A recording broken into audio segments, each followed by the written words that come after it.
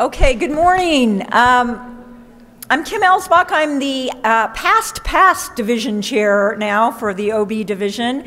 And as my last official duty, it is my great honor to introduce the recipient of the 2018 OB Division Lifetime Achievement Award, and that is Professor Teresa Amabile. Teresa is the Edsel Bryan Ford Professor of Business Administration at Harvard University and the holder of a number of other prestigious titles, including being a Fellow of the American Psychological Association, Association for Psychological Science, Society for Personality and Psychology. Her awards are way too numerous to list, but she has received Lifetime Achievement Awards from other organizations, including from the Society for Personality and Social Psychology. She is also the founder of numerous research communities, including the HBS OB Lab, the Creativity Collaboratorium, and most recently, and of interest to me, a group studying retirement, something we all aspire to. Now, to become the OB Lifetime Achievement Award recipient, you must be nominated. And to be nominated is quite an honor. In rare cases, a candidate might be nominated by more than one person, maybe two or three, signaling an extreme worthiness for the award. These benchmarks, however, have to be thrown out the window as of this year because Professor Amabile received 13 nominations. And at first I thought maybe a single nominator had gotten wind of my penchant for a short attention span and forgetfulness and decided to keep reminding me that she was to be nominated. But then I read the letters, and they all were from distinct individuals with unique and incredible stories of Teresa and all that she's done. So what I want to do as way of introduction is to give you some of their words, not my words, of why Teresa is so deserving of this honor. And across these letters, two areas of praise arose repeatedly. First, her field-changing research, and second, and maybe more impressively, her life-changing mentorship. So rather than just giving you a summary, I'll give you some of their words. On her incredible contributions to scholarship, nominators wrote, Teresa's seminal work on the combinational theory of creativity has changed the field in terms of our knowledge of what drives creativity and innovation. And without Teresa's pioneering work, there would be no area of organizational creativity for me and my fellow creativity scholars to work in. And she almost single-handedly laid the theoretical and methodological groundwork for study of creativity in organizations, and none of my work would be possible without her contributions. And who knows how much longer it would have taken for the field to view creativity as a possible and important topic without her work. And paradigm shifts are by definition rare, and I think it's even rare to be able to trace a paradigm shift back to a single scholar.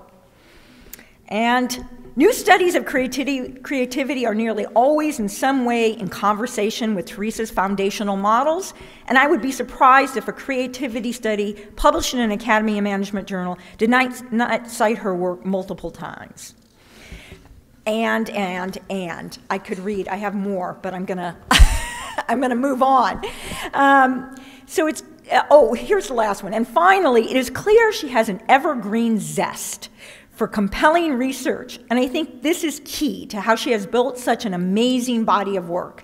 Given her early career success, it would have been easy and tempting for her to rest on her laurels. But she has continually chose the path of more resistance, and the field is lucky she has done so. And on and on. Clearly, scholars, and these letter writers were junior scholars, senior scholars, practitioners, people who were at teaching institutions, run the gamut of recognizing her contribution. And this praise is really impressive, but it's equal, if not dominated, by the praise she receives as a mentor. Just a few of the comments. Despite the fact that I wasn't her student or even at her institution, Teresa agreed to an hour phone call with me. By about 45 seconds into our call, she had already put me at ease, and I felt like I was talking to a trusted advisor of many years. The content of Teresa's advice on research is always super helpful, but what impresses me most about her advising is the genuine humility, generosity, and contagious passion that she brings to it. After every conversation I've had with Teresa, I leave feeling re-energized and excited about my work. Another wrote, speaking as one of her current advisees, I can confidently say the impact of her research can only be rivaled by the generosity of her spirit toward colleagues and the depth of dedication she shows to her doctoral students. And finally, as one of her past doctoral students, I can say that she is the main reason I was able to succeed in my doctoral program.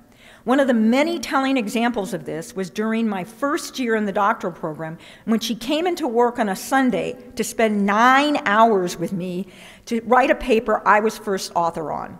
This wasn't even out of character for her, just another day of normal advising.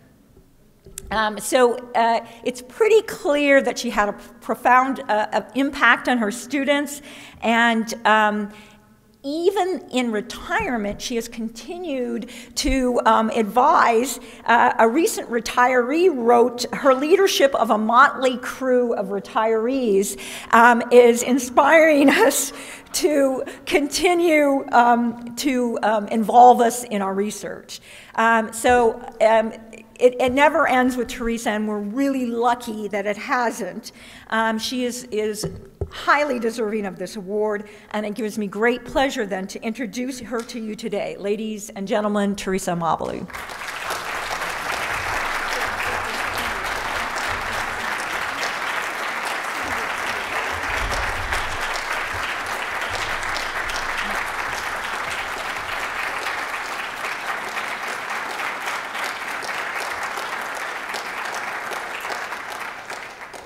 Thank you so much, Kim, for that incredible introduction. And I want to thank everyone who nominated me for this award. It was a surprise to me, and it's just an incredible honor. Thank you so much. And I'm just delighted to see so many colleagues and friends here today. Thank you for staying through the bitter end of Academy of Management. What I'd like to do is talk about some inspirations I've had during my 40-plus years of studying creativity, share what I consider to be some of the most interesting discoveries and twists and turns in my journey of studying creativity over these years. And I'll also say just a few words about this enterprise that we're all so engaged in, and that is studying organizations and the people who work within them. I'm going to give you a quote from someone that probably most of you have never heard of. I had never heard of this person when I came across an inspiring interview with him very early in my career. He was an American physicist named Arthur Shavlov.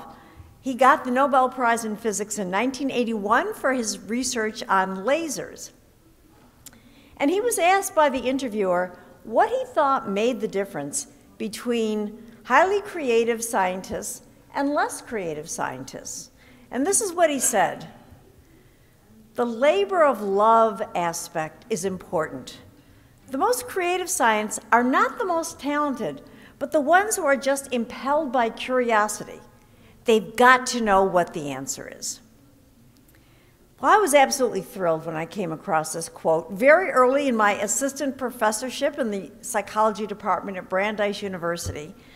I was thrilled because here was a demonstrably, undeniably creative person who was saying, somewhat more eloquently than I had said, the main discovery of my research in those early years.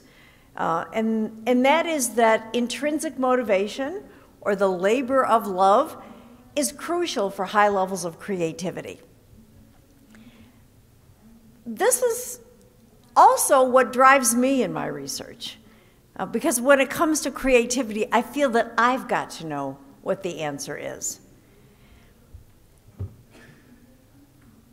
Also, going back to the early years of my career and continuing to today, I want to just offer a few words of gratitude to the many, many people who have inspired me and supported me and collaborated with me over these many years of studying creativity. And all the names aren't up here, but these are some of the most prominent.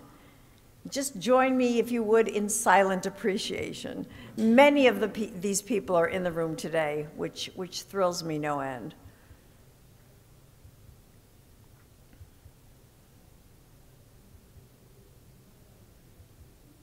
Okay, we're not going to have silent appreciation of this one because Steve Kramer is not only a valued colleague and collaborator and co-author, but also my husband, and he's here today.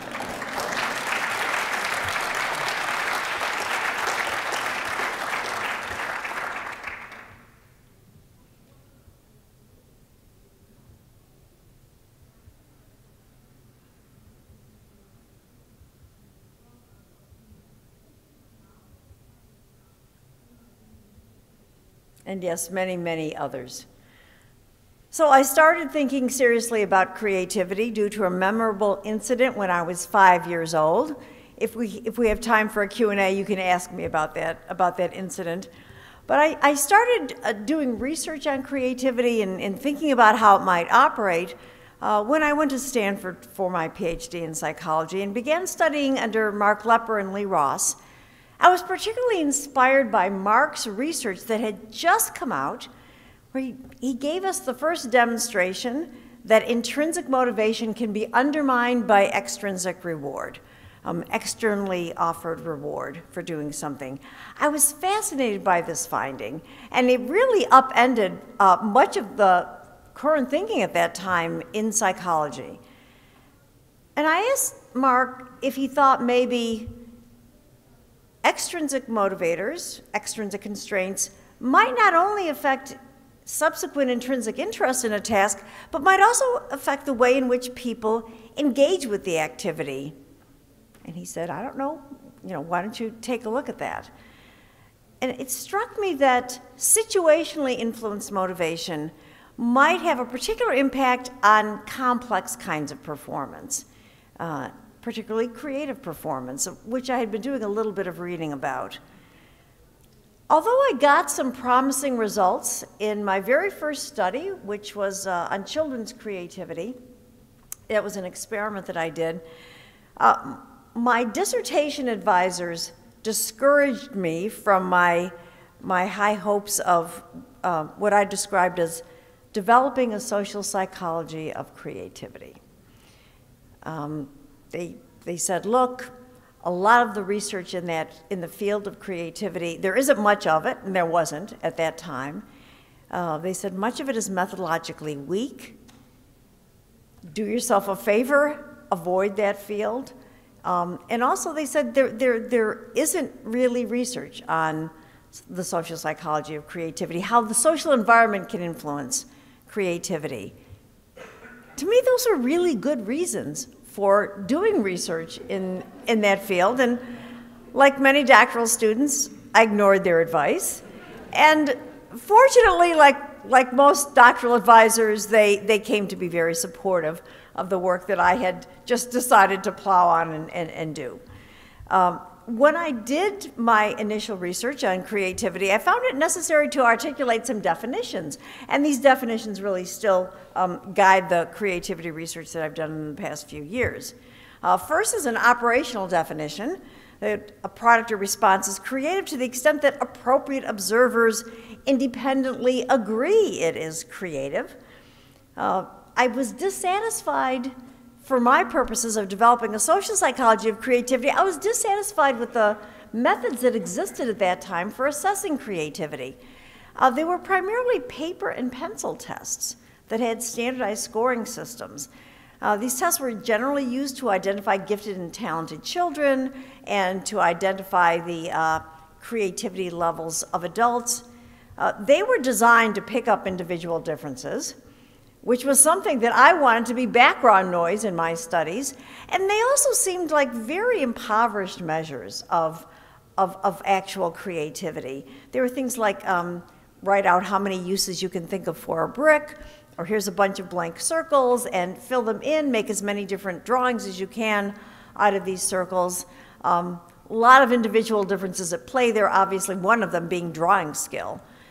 So I felt that I needed another take on it. So I decided to have people create products that could then be judged by appropriate observers, people who are familiar with work in that area, judged on creativity.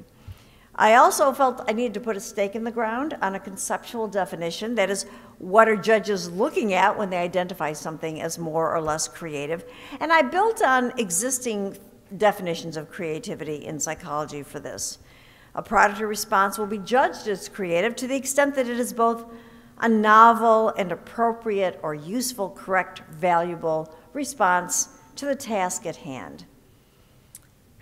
So as you might be able to tell from this operational definition that I have, I was focused on creativity as an outcome variable. Creativity as a dependent variable, and that in fact is where most of my empirical work has been, and that's what my theory focuses on. So creativity as a dependent variable. Let me say just a few more words about this assessment technique, which I call the consensual assessment technique. I mentioned why I thought it was necessary to develop this new way of looking at creativity.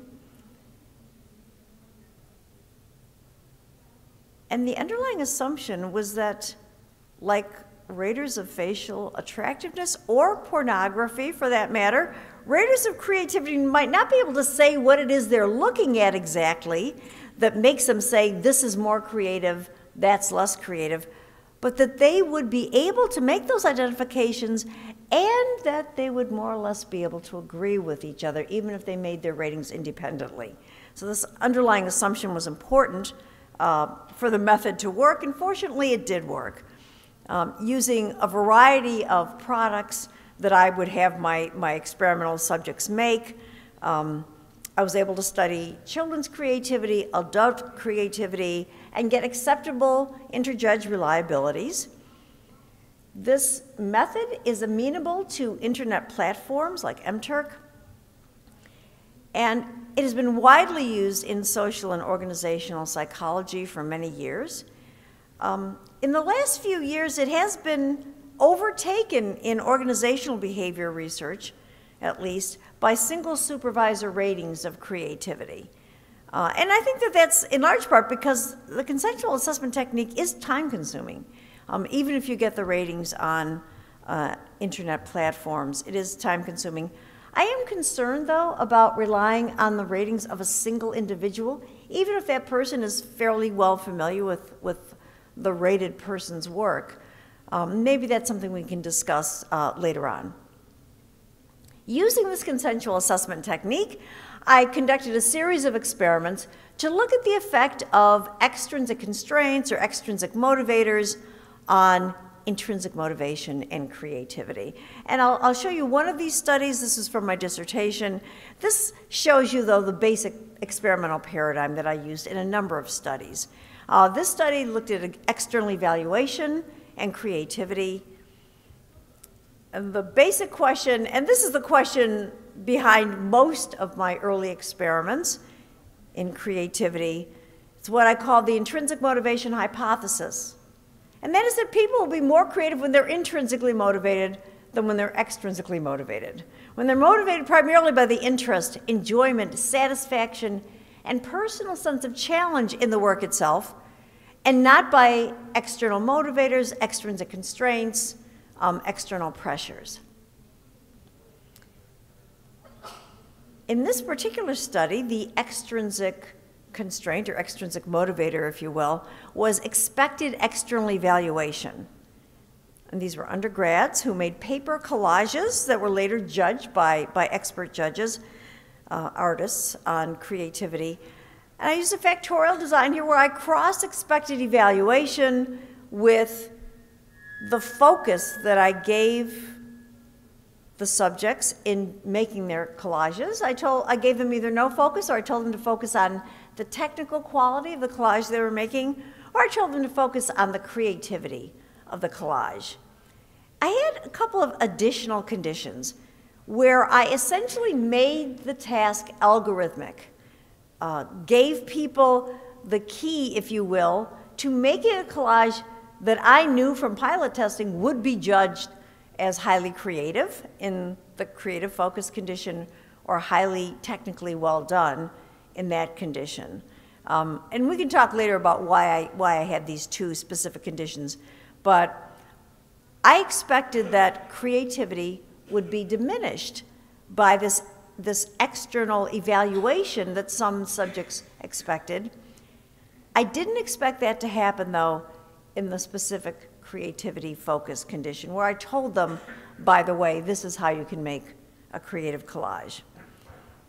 And the results expected evaluation did lead to significantly lower creativity, regardless of what I asked people to focus on, except when the task was rendered algorithmic by being given a formula for what to do. And as expected evaluation generally led to lower intrinsic interest in the collage activity. So using the results of this experiment and other early experiments that I did on the effects of the social environment, the immediate social environment, and that is extrinsic constraints or motivators in the external environment, on intrinsic motivation and creativity, I articulated my theory of creativity in its original form, which I called, to my everlasting regret, the componential model of creativity. It's a really boring name. It doesn't capture what I think is most novel and interesting about the theory. But, you know, when you publish the name of something, you're kind of stuck with it. My dear colleague, Rosabeth Moss-Cantor, suggested to me a few years ago, Teresa, you need to rebrand that theory. And she had a good point, but I felt like, you know, that horse was out of the barn a long time ago.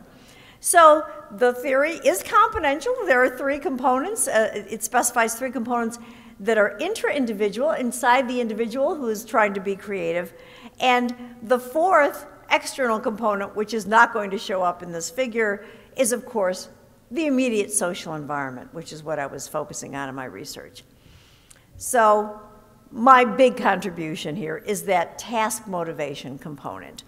There had been research on expertise, or what I called in the theory, the original theory, domain relevant skills, the necessity of skills in the domain, and the importance of creative thinking skills. But motivation had been almost entirely neglected in psychological research on creativity up to that point. And certainly no one had been looking at intrinsic versus extrinsic motivation. I didn't expect, and I still don't think, that motivation accounts for the majority of the variance in creative performance. Probably has more to do with expertise and creative thinking skill, but it accounts for what to me is the most interesting part of the variance. And it's also much easier to influence in the shorter term than either expertise, domain relevant skill, or creativity skill. I also articulated an idea, or a set of ideas, about how these three components influence the creative process at various points in the process. The linearity of this process does not mean to suggest that it happens step 1, step 2, step 3, but this was the easiest way to depict it. I built on a previous theory of the creative process. There wasn't much around in those days. I went back to 1926 to find a creative process theory to build on.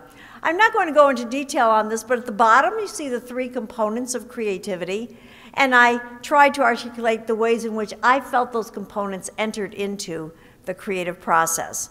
The piece that I wanted to focus on is really that connection, that arrow from task motivation to stage 3, which is response generation. That, I would say, is what really my experiments focused on in the discoveries that I made in the intrinsic motivation hypothesis of creativity.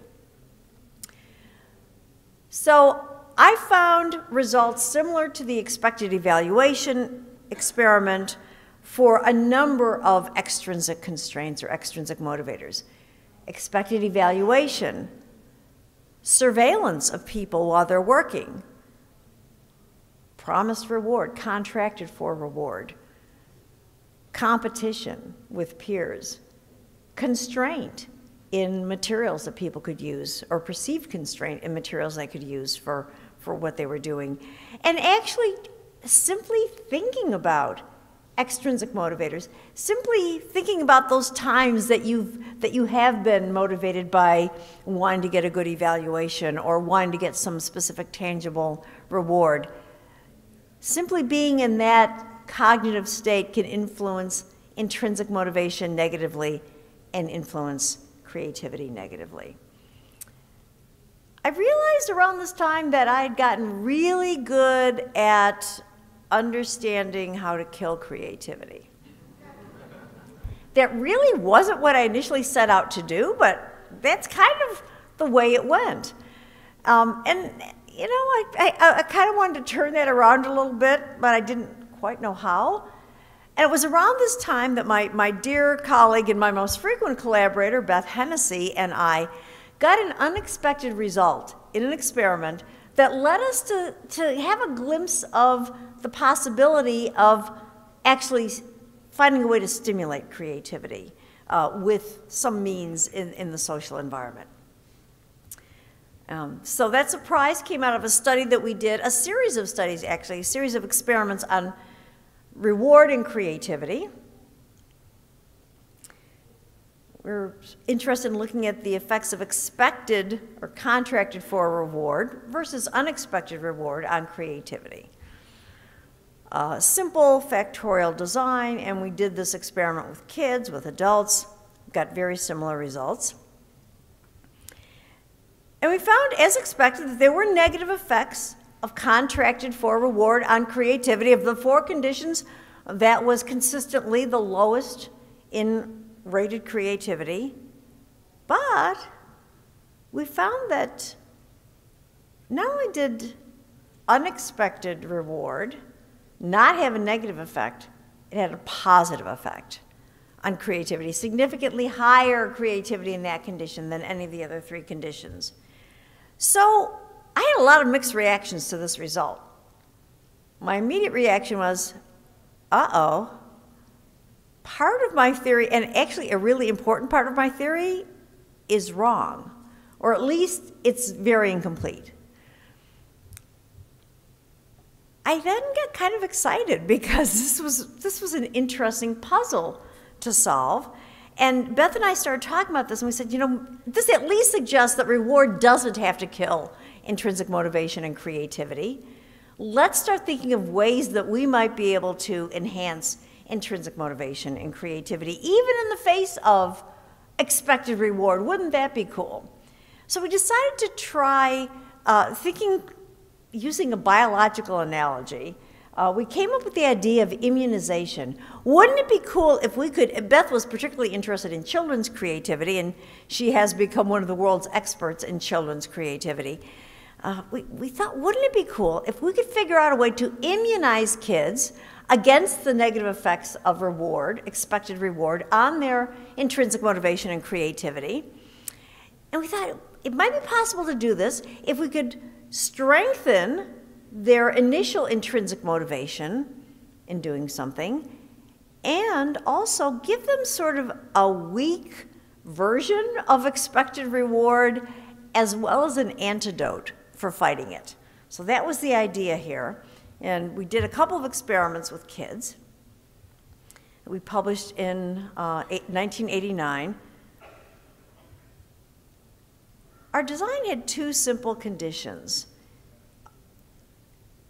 In the immunization condition, kids were randomly assigned in small groups to watch and discuss with an adult experimenter a video that showed two school kids about their age discussing learning in school in very intrinsically motivated terms. And when the adult interviewer in the video asked these kids, well, what about grades? What about getting gold stars and A's? And what about getting presents from your parents if you do well? Do you ever think about those things? And in the video, the kids responded by saying things like, well, yeah, I want to get a good report card, but that's not the most important thing to me. What's most important is that I'm learning all this cool stuff. The girl was excited about learning astronomy, and she talked about that very excitedly. And the boy was excited about learning about history and doing research on history and learning all these really interesting things that went on. So kids watched this video in the immunization condition, and then the adult experimenter engaged them in their little small group in talking about what was most interesting to them about the stuff they were learning in school and what was most exciting to them about it, and getting them to talk in very intrinsic terms about their learning. And the control video had the same kids talking to the same adult about their favorite foods and their favorite seasons of the year and that kind of thing. And then the experimenter talked to the children who were the subjects about those same things. And then a few days later, 3 to 5 days later, a different experiment came in and brought the kids out individually into the classroom that we use as our little lab, and asked them to do a creative activity under contracted for reward or with no promise of reward. Before doing that, though, the kids filled out Susan Harder's measure, a paper and pencil measure of intrinsic motivation toward learning, intrinsic and extrinsic motivation toward learning. We found that the non-immunized kids showed the usual lower creativity under expected reward, but wow, the immunized kids not only did not have their creativity and intrinsic motivation undermined, they were actually higher in intrinsic motivation for learning on that paper and pencil test, and they showed higher levels of creativity under the expected reward condition. So this was really tremendously exciting. And it led me to start thinking about ways in which some kinds of extrinsic reward, motivation, particularly reward, might behave synergistically with intrinsic motivation, might actually add to intrinsic motivation and thus support creativity. So I published a theory paper in 1993 on this concept of motivational synergy, and this notion of motivational synergy shows up in a recent revision of the componential theory that I did with Mike Pratt. And I'll get to that, I hope, a little bit later on in this talk. Around the time that I published that motivational synergy paper, I was engaged in scratching an intellectual itch that I'd had for a long time, and that was to look at creativity, the effect of the social environment on creativity out in the real world using non-experimental methods, ideally in a setting where people are trying to be creative in what they do every day. And being a chemist in the very early years of my adulthood, I gravitated toward looking at R&D scientists inside organizations. These are people whose job it is to be creative. I went in and did a series of interview studies with colleagues at the Center for Creative Leadership, and from those interview studies got a very interesting sense of which of the factors that I had studied in the laboratory, just because I thought they might affect intrinsic motivation and creativity, which of those factors seem to really have an impact out there in the real world. And I was also able to discover at last some things that stimulate creativity in the natural social environment, the work environment. And from those interview studies, I developed an instrument to assess these factors in the work environment, and that instrument is called KEYS. I'm going to show you one of the studies that we did with KEYS fairly early on. We were looking simply at whether high creativity R&D projects had work environments that were notably different from those that were supposed to be creative but didn't work out that way. In the study, I used keys to assess the work environments of many dozens of projects that were supposed to be creative while they were ongoing inside a very large high-tech company that had many, many different divisions and many different projects going on at the same time. So we assessed these projects on the work environment, the perceived work environment, by the people who were on these teams that were supposed to be doing the creative work. And after the projects were finished, we had them rated on creativity by middle-level managers who were broadly familiar with a very wide range of projects inside the company as to how creative they were, how creative the outcome was. And we discovered a number of significant differences, and that high creativity projects were higher on challenge, freedom, work, group support, supervisory encouragement, and organizational encouragement. And these are our names for a number of work environment factors, and they were lower on what we called organizational impediments. So this does actually support some, at least, of the experiments that we had done in the lab. Challenge is an important aspect of intrinsic motivation. Freedom, essentially autonomy in the work, was supported by our experiment showing that extrinsic constraint on how people do their work can undermine creativity. And one of the key organizational impediments we uncovered was focusing on evaluation in an environment that tended to harshly evaluate new ideas.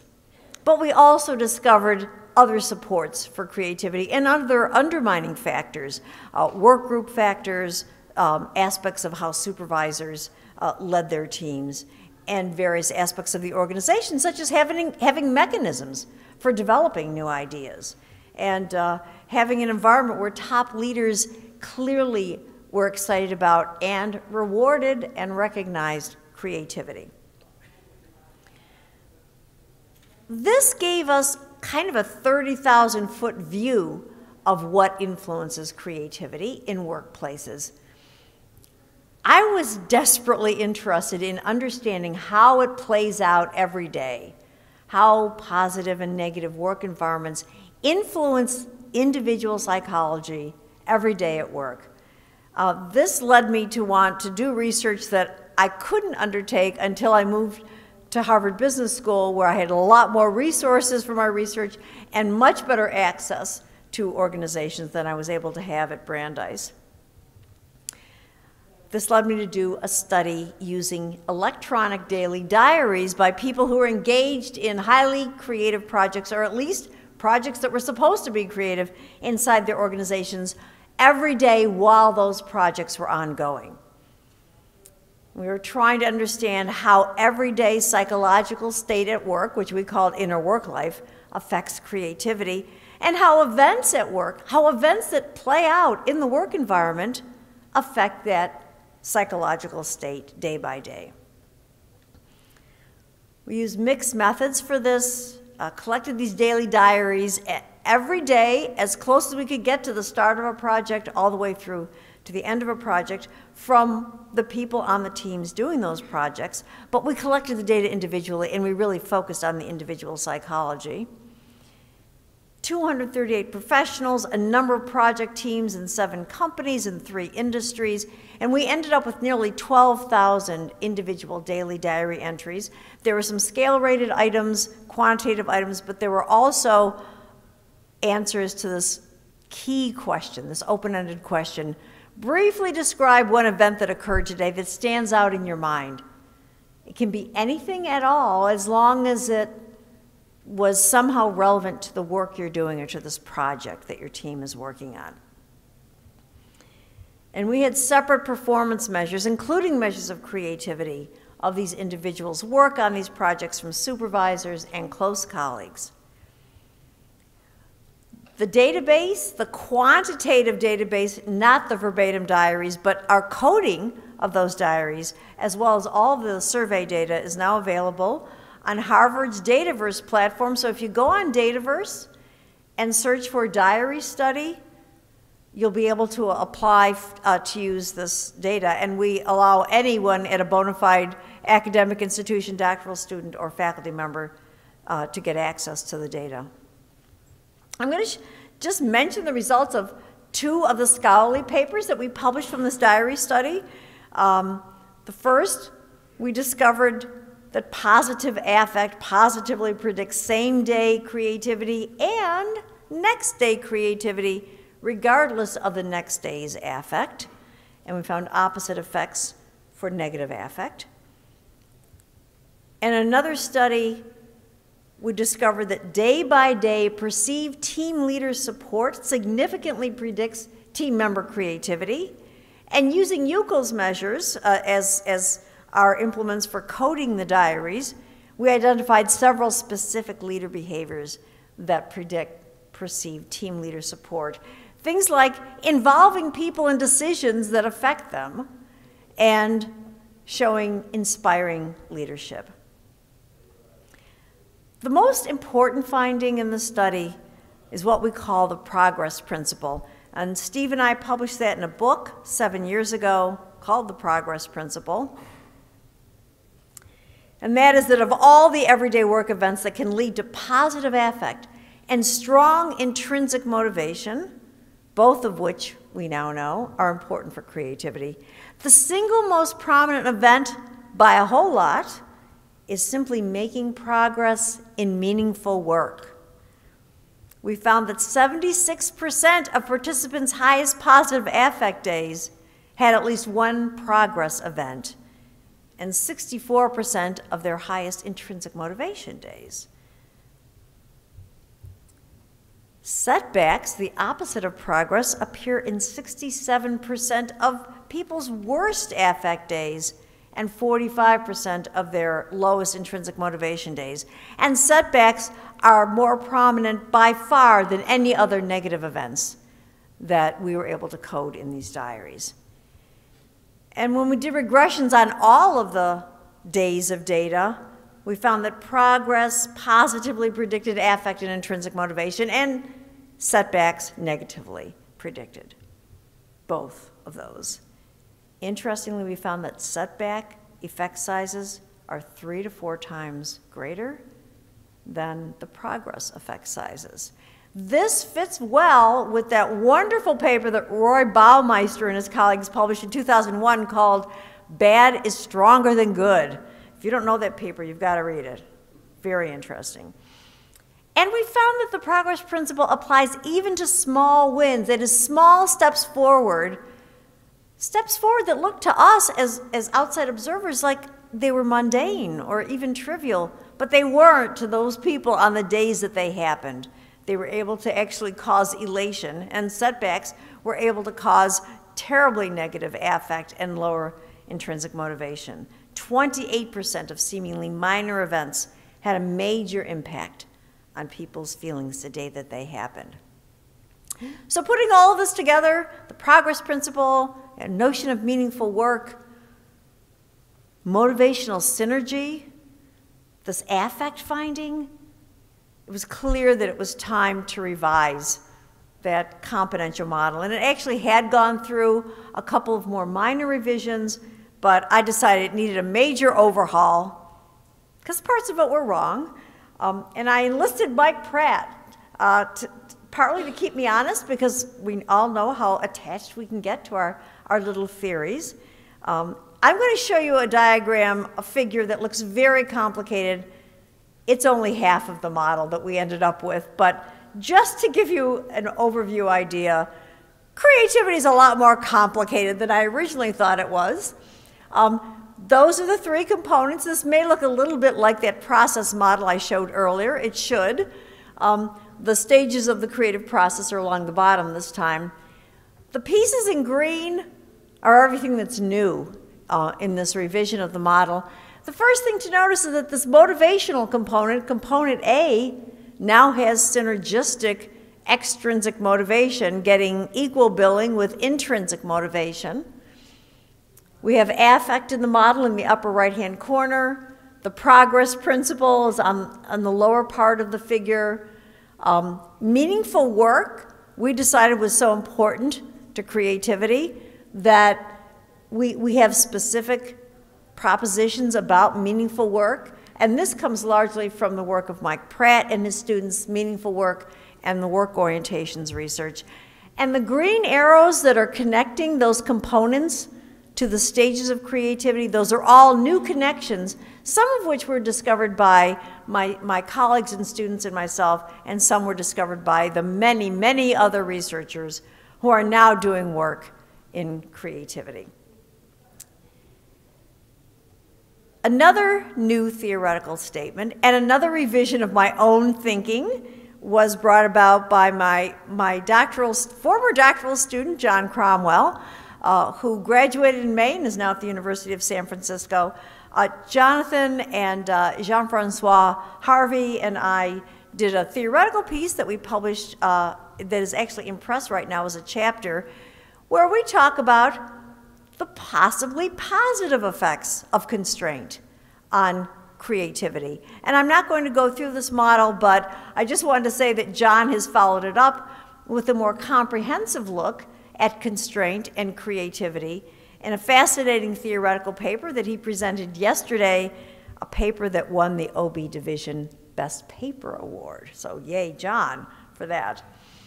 So I'm really excited about this work, excited about all of this research on creativity as a dependent variable, but I want to say a couple of words about how Colin Fisher and Juliana Pillemer and I have recently taken a very different look, very different approach to creativity, and that's looking at creativity as the context. We decided that creative design work was a wonderful context in which to understand the helping process inside organizations. So we married Colin's interest on helping and collaboration in teams with my interest in creativity. And he and Juliana and I, and this is primarily Colin's work, discovered in a paper that will be published any day now in AMJ, we discovered what we call deep help. We use 3 phases of data collection in a creative design firm for this. Deep help is sustained engagement by an external helper, working with a team of individuals. We found 2 different forms of deep help. And I think that this work is opening up new vistas of looking at creativity as an interesting context in which to study organizational processes, and also opening up a lot of new questions in the field of helping research.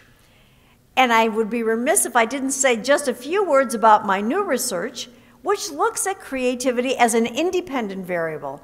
And this is the retirement research that Kim referred to a few minutes ago. In this retirement project, my now all retired colleagues and I are looking at, very broadly, looking at the process of how people make decisions about retirement, how they develop their attitudes about retirement, their expectations, how they experience the transition, and how they experience retirement life. Of course, we have questions on our interview protocol about creativity. How could we not? Just a couple of questions. But our very, very preliminary analyses suggest a pretty interesting finding. And here are my collaborators on the research. This little study that I've been doing kind of on the side of our main studies in this project has to do with how might attitudes toward an adjustment to creativity, to retirement, be affected by the extent to which people were involved in creative activity at work and outside of work before they retired. It shows you kind of how we've been collecting our data. And data collection just ended 3 months ago. And it looks like, we have to confirm this by more analyses, but it looks like attitudes and adjustment appear to be more positive for people who had significant creative activity outside of their work before retirement. So I'm really glad that all those years ago, my dissertation advisors didn't just laugh me out of the room, at least not outwardly, when I told them I wanted to develop a social psychology of creativity. I'm really gratified to see how much wonderful creativity research is being done now in psychology, and published in the top journals, and published in the top OB journals. It's really gratifying to see that a social psychology of creativity has indeed been developed. But it's clearly a work in progress. It will go on, I hope, for many, many more decades. And here are just some of the unanswered questions that I find particularly intriguing. I'm not going to remark on them. I'll just put them up here for you to take a look at.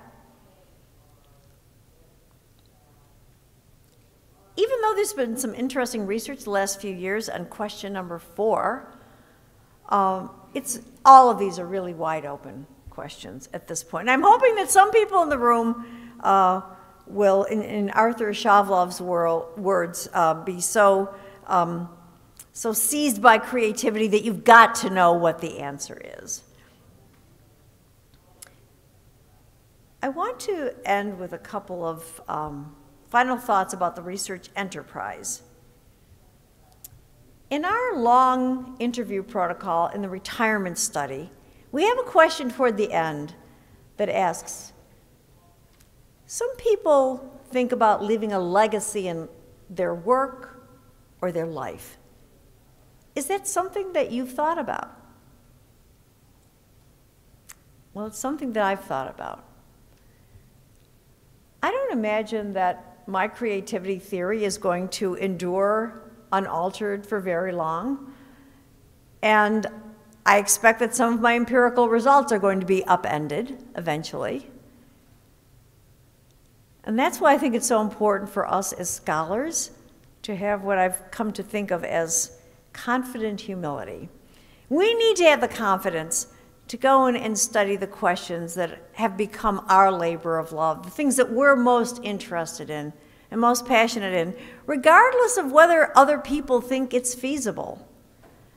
And the perseverance to articulate theoretically what we think is going on there.